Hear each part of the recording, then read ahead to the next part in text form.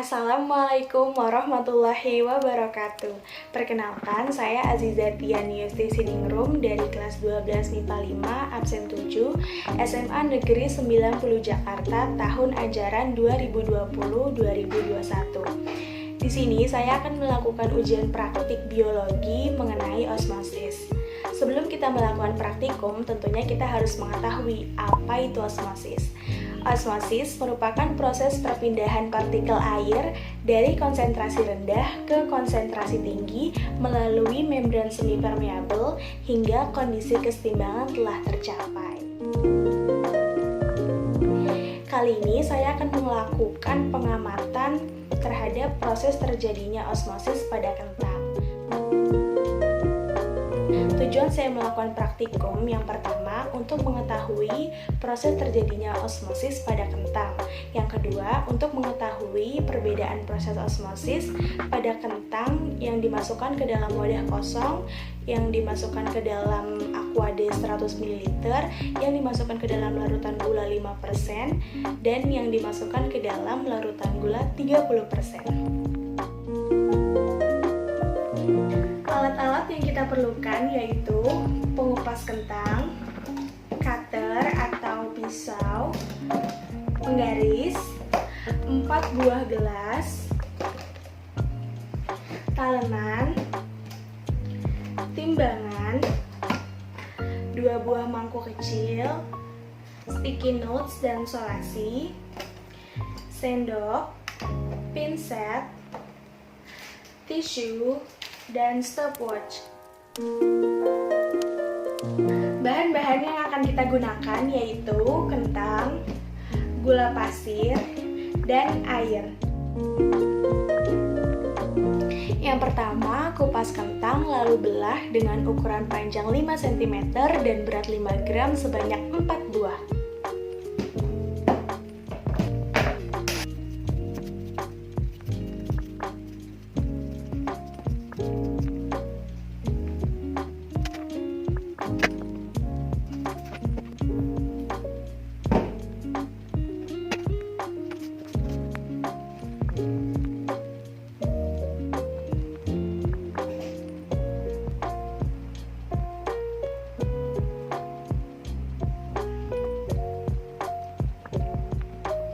Siapkan 4 buah gelas ukur dan untuk membedakannya berikan label A, B, C, D.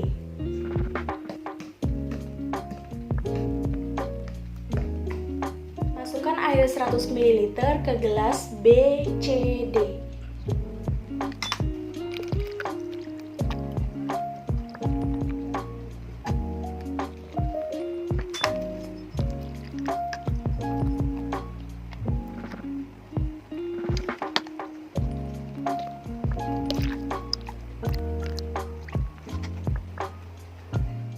Masukkan 5 gram gula pasir ke gelas C, lalu aduk sampai rata.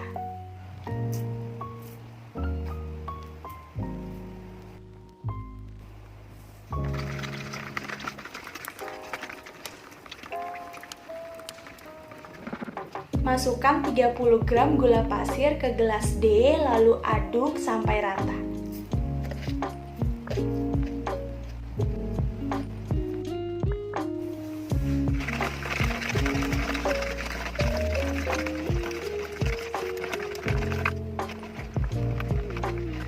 Masukkan 4 buah kentang secara bersamaan pada setiap gelas.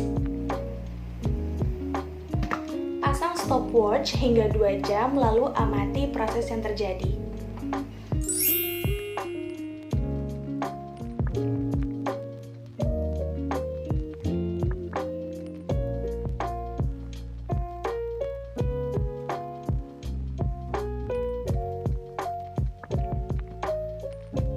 Setelah 2 jam, tiriskan kentang lalu timbang dan catat setiap perubahan beratnya.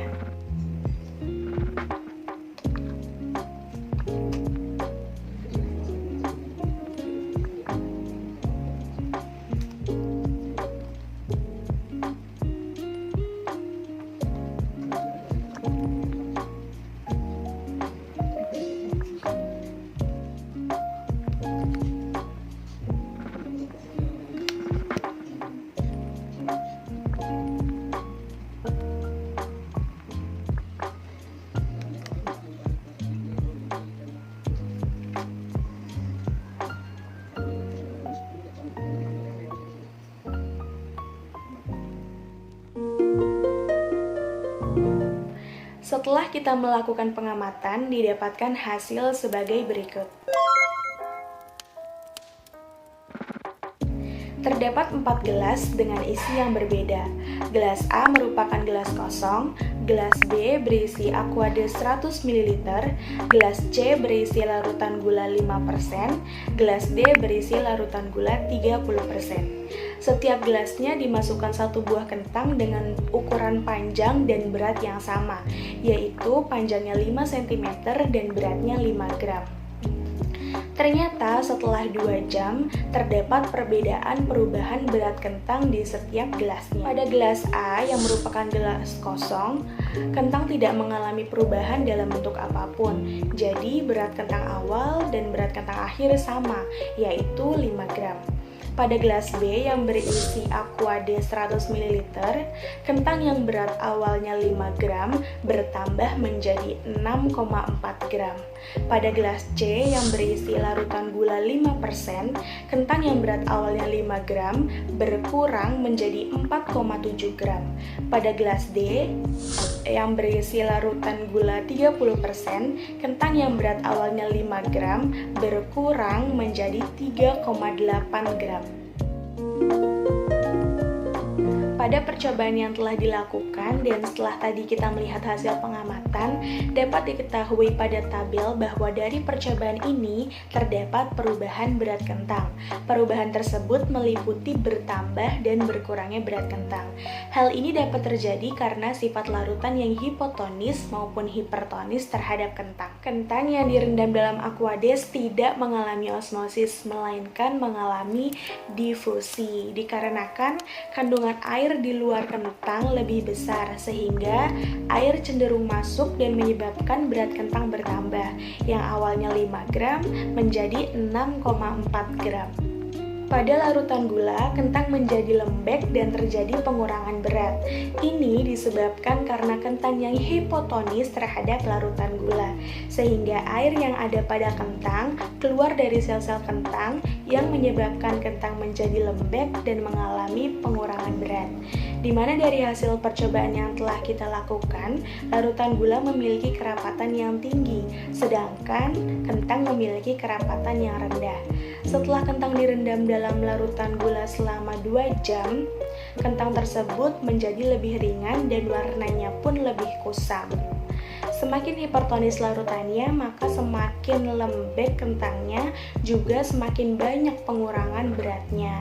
Ini ditandai dari selisih berat awal kentang dan berat akhir kentang pada larutan gula 5% dan larutan gula 30%. Pada larutan gula 5%, selisih berat kentang yaitu 0,3 gram.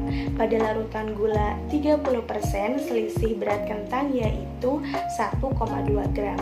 Terbukti bahwa pada larutan gula 30%, selisih kentang lebih besar. Dari pernyataan tersebut dapat membuktikan mengenai teori osmosis, yakni proses perpindahan partikel air dari konsentrasi rendah ke konsentrasi tinggi atau dari larutan yang bersifat hipotonis ke larutan yang bersifat hipertonis atau dari bagian yang lebih encer ke bagian yang lebih pekat.